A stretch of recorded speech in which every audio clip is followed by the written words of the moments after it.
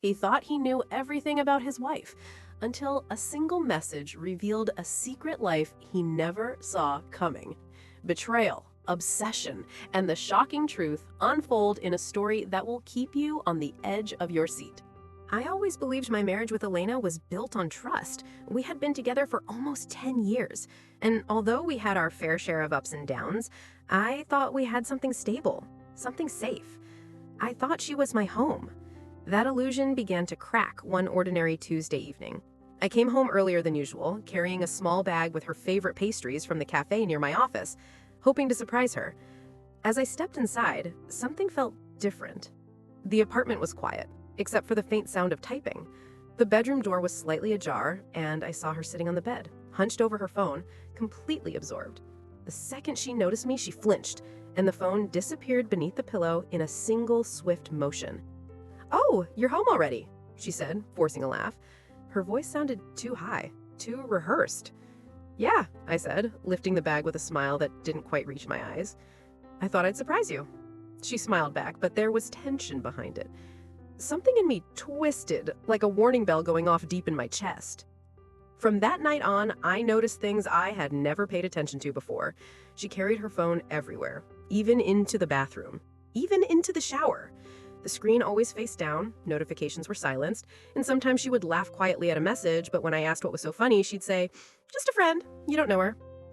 But I did know her friends. None of them made her blush that way. I told myself I was imagining things, that I was being paranoid, but one evening fate handed me the truth I didn't want. Elena went out to buy milk, leaving her phone on the kitchen counter. When the screen lit up, I saw a message. "When will I see you again? I can't wait." The sender was saved under the name S. Yoga. Elena didn't do yoga.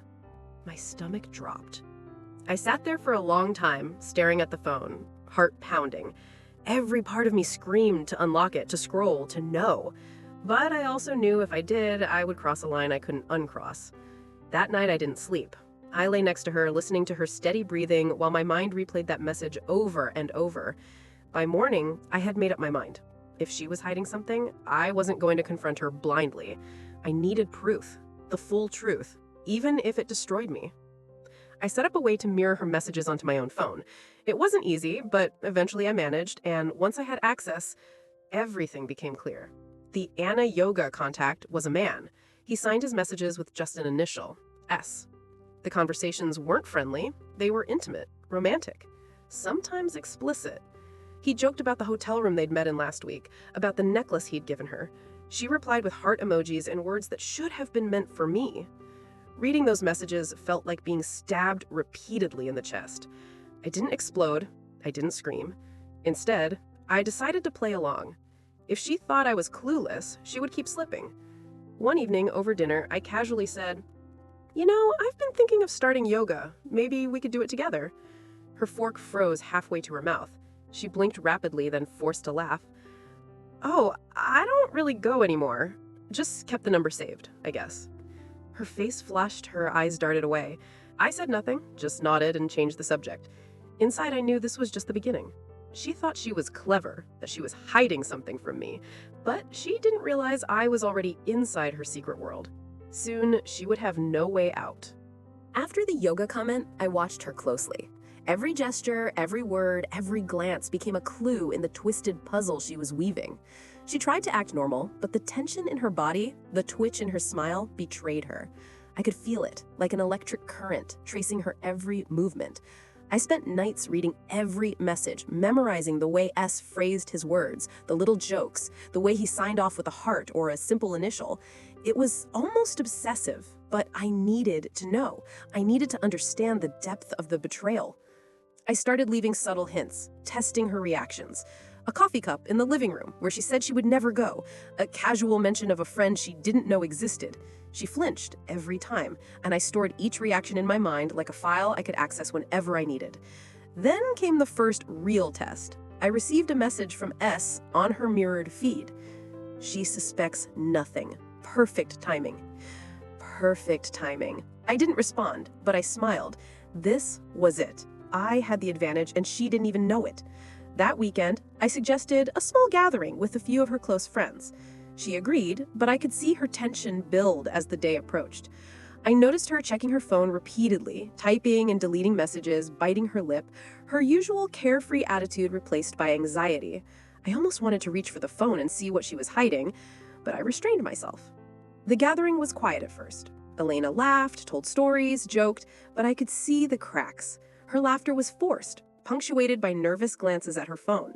Then I let it happen. I excused myself for a few minutes, deliberately leaving my phone where she could see it.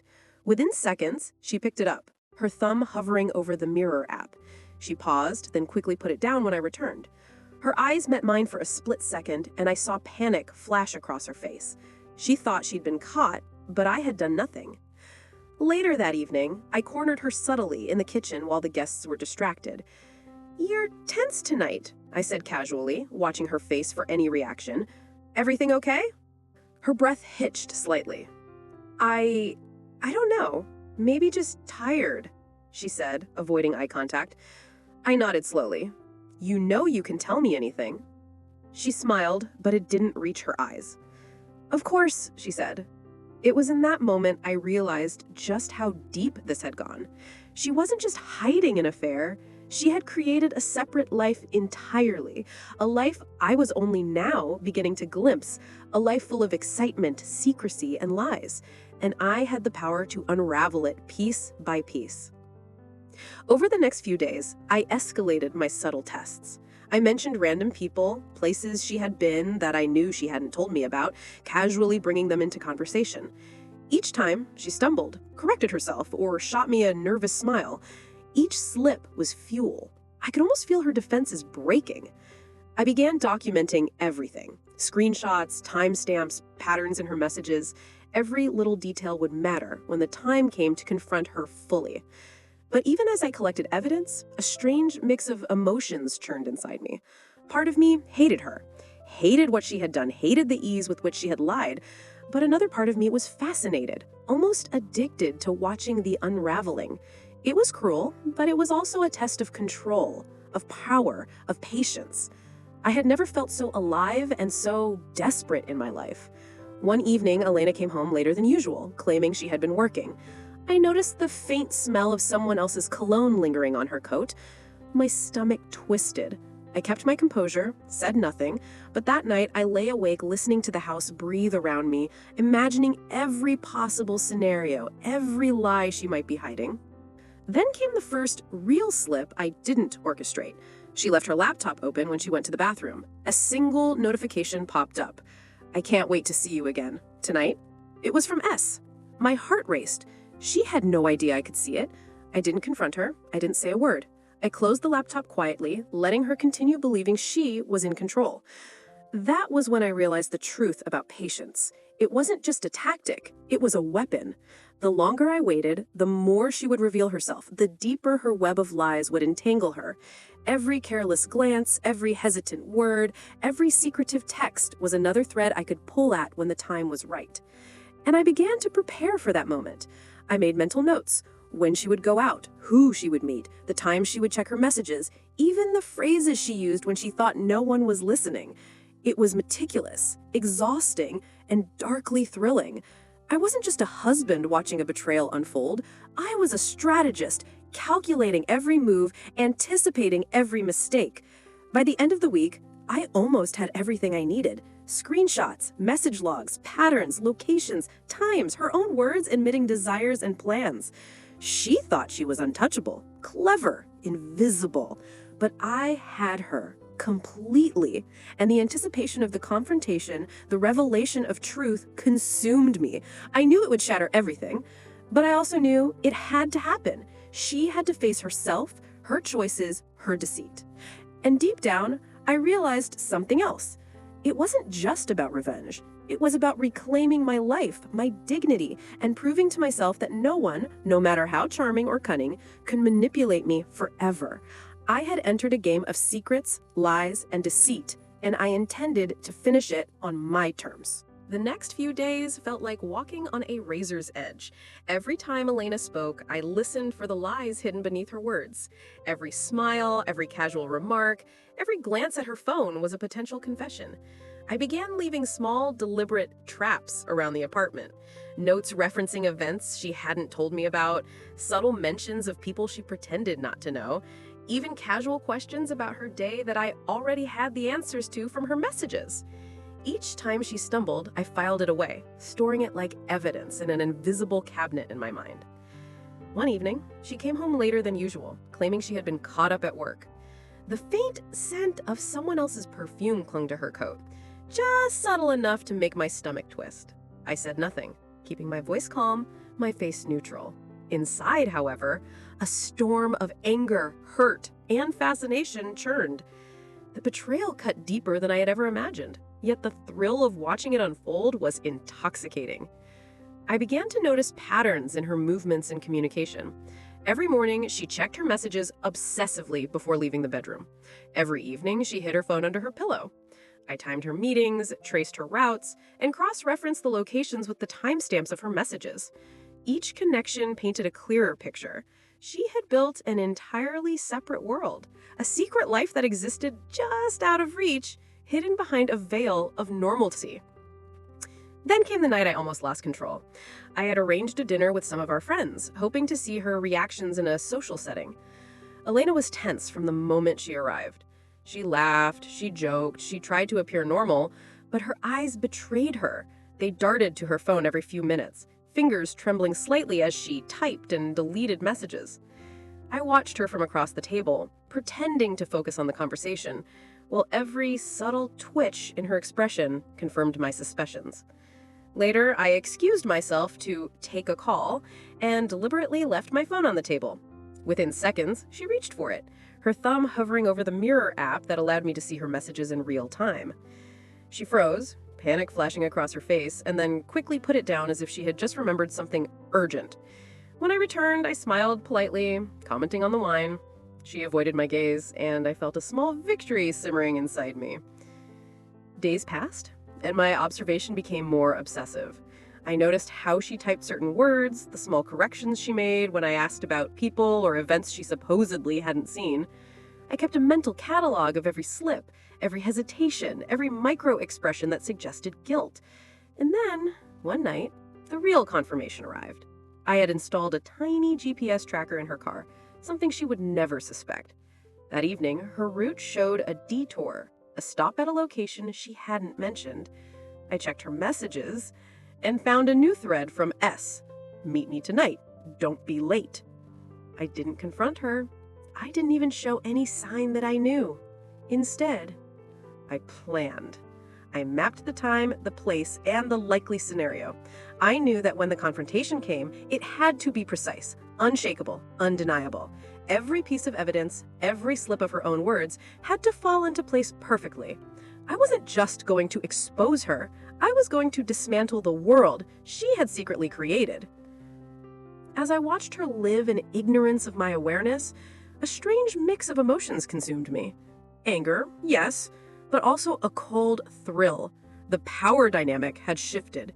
She thought she was in control, but I had already won the first rounds. Every lie she told, every secret meeting, every whispered text was like a thread I could pull when the time was right. I was patient, I was methodical, and I was ruthless. That week, I began leaving small accidents that revealed glimpses of my knowledge. A casually dropped comment about someone she had claimed not to know, a question about a location she had visited, a mention of a detail from one of her hidden conversations. Each reaction she gave was priceless. A slight pause, a nervous laugh, a gaze that flicked away. Each moment was confirmation of her deceit. I cataloged it all. Every detail mattered. Every pattern was a piece of the puzzle that would ultimately lead to her unraveling. Then came the day I set the real trap.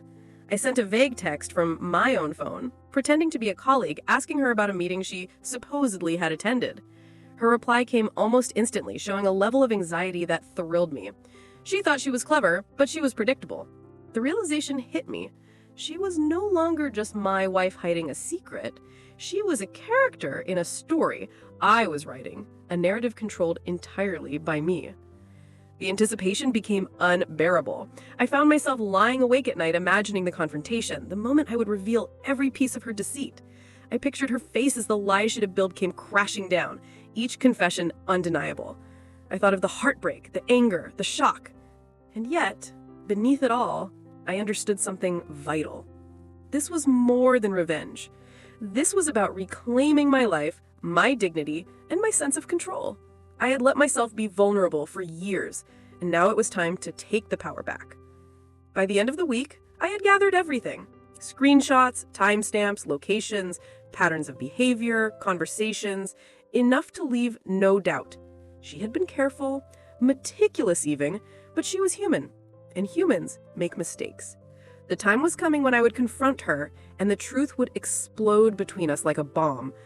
The only question remaining was whether I could withstand the aftermath of what I was about to unleash. The days that followed were a strange mixture of tension and calculation. Every movement Elena made became a data point. Every glance at her phone a confirmation of what I already knew. I stopped pretending ignorance around the house, but I never confronted her directly. Instead, I began planting subtle reminders of my awareness, mentions of events she had hidden, casual questions about people she claimed not to know, deliberate references to places she had secretly visited. Each reaction was a window into her guilt, a flicker of panic she could not entirely suppress. I watched her carefully, storing each slip of the tongue, every nervous laugh, every hesitation in my mental archive. One night, while she was out, I went through her messages again. S had sent a new series of texts, more brazen than ever. "I can't wait to see you tonight. Make sure no one is around." The tone was confident, almost smug, as if he knew she would keep hiding it from me. I felt a surge of anger, but I controlled it. Anger would ruin the plan. I had to be patient. I had to wait for the perfect moment when all her lies, all her deceit, would collapse under the weight of her own actions. I started following her movements more closely, tracing her steps without her knowledge. I knew her routines better than she realized, predicting when she would leave the house, who she would meet, and when she would return. The GPS tracker I had placed in her car gave me a constant feed of her location, while the mirrored messages confirmed every interaction. She was like a character in a story I controlled, moving according to a script I had written in my mind. The anticipation was intoxicating. I imagined the confrontation over and over, each version more precise, more devastating than the last. I pictured her face as the truth emerged, her carefully constructed facade crumbling under the undeniable proof of her betrayal. I thought of the heartbreak, the rage, the helplessness that would flood her eyes when she realized that I had known everything, that I had seen everything. Then came the first opportunity to escalate. One evening, I deliberately left a document on the kitchen table, a spreadsheet of her secret meetings and messages, disguised as something work-related. She picked it up, her fingers hovering over the papers, and then quickly set it down when she saw me watching. Her eyes flicked to mine, a mixture of fear and relief that I hadn't noticed the true nature of the document. I smiled inwardly. She was slipping, slowly, inexorably, into the trap I had laid. I began testing her further, making casual remarks about S, mentioning him in passing, dropping hints that I might know more than I should. Each time she reacted, her nervous energy betraying her, confirming that the game was working. I watched the cracks appear in her carefully maintained composure, the subtle gestures that revealed her anxiety. She was playing a role, but I had already memorized the script. The emotional toll on me was intense. There were moments when I felt a strange mix of hatred, fascination, and a perverse excitement. Watching her live her double life while pretending to be oblivious was cruel, but it was also a test of control. I realized that patience was a weapon more powerful than confrontation. By waiting, by observing, by letting her make mistakes, I was not just gathering evidence, I was orchestrating the moment of revelation, the climax where truth would shatter everything. I spent hours planning, considering every possible outcome. I mapped out the confrontation down to the smallest detail, the time, the words I would use, the evidence I would present. I thought of her reactions, the denials she would attempt, the guilt that would poison her expressions. I knew that when the moment came, there would be no room for escape, no way to hide. Every lie, every deception, every act of betrayal would be laid bare. And then, almost by accident, she made a critical mistake. She left her laptop open and a notification from S appeared. "Tonight, 9 p.m. Make sure no one finds out. My heart pounded, but I did not react. I did not say a word. I simply closed the laptop and waited. That was the moment I had been waiting for, the first undeniable proof that her deceit was reaching a dangerous level and that the time for patience was nearly over. The next day, I began the subtle phase of confrontation. I asked her questions in casual tones about her day, about the people she had supposedly met, about events she claimed to attend. Each question was a probe, each answer a test. I watched her hesitation, the flicker of panic in her eyes, the way her voice would slightly rise in tone when she tried to lie. Every detail was cataloged, every inconsistency noted. The web of lies she had spun was beginning to unravel before me, thread by thread. As the week progressed, the tension grew unbearable. I could see the stress etched into her face, hear it in the tremor of her voice. She tried to maintain normalcy, but I had already mapped out every escape route, every possible excuse, and every attempt at denial. None of it would matter when the moment came. She was trapped in her own deception, and I was ready to pull the final strings. Finally, I prepared the stage for the ultimate confrontation. I had the messages, the locations, the evidence, and the timeline. Everything was arranged to leave no doubt, no ambiguity. I imagined her face as the truth emerged, her carefully constructed life of lies collapsing in an instant.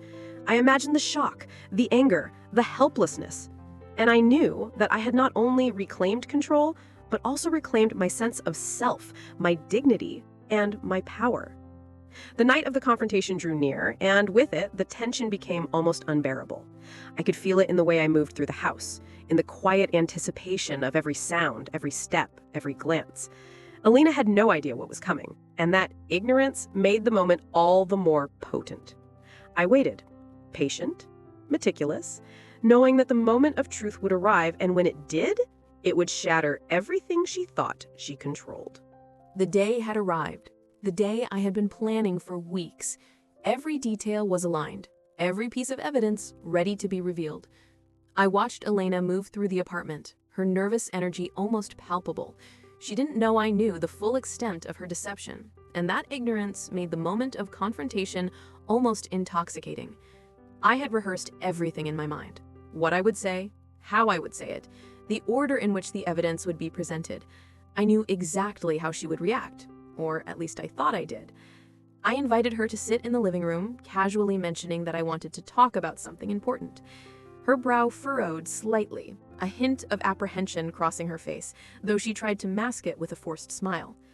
I stayed calm, my voice steady, my expression neutral. The power of patience had shifted the balance. I was in control. She didn't realize it yet, but very soon she would.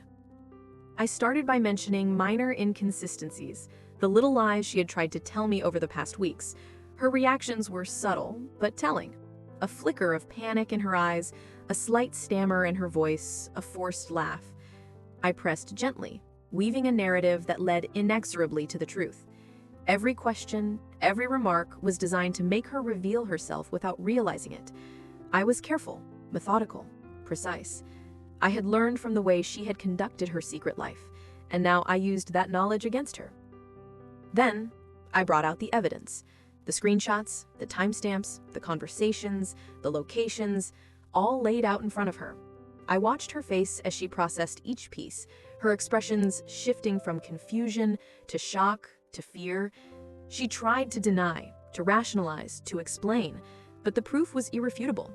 Every lie she had told, every secret meeting, every hidden message was there, undeniable and clear. I felt a strange mix of satisfaction and sadness, knowing that the woman I had loved had betrayed me so completely. Her voice trembled as she tried to speak. I didn't mean it was nothing, but I had anticipated every word, every excuse, every attempt to evade responsibility. I remained calm, letting the evidence speak for itself, watching as the wall she had built around herself crumbled. The realization hit her fully, and I saw the fear, the guilt, the despair in her eyes. She had finally understood that I had known everything, that nothing she had done could hide the truth anymore. I spoke then, slowly, deliberately, explaining how I had discovered the affair, how I had observed her movements, how I had seen every message, every lie, every act of betrayal. I could see the weight of my words pressing down on her, the way her body slumped slightly as the full extent of her actions became clear.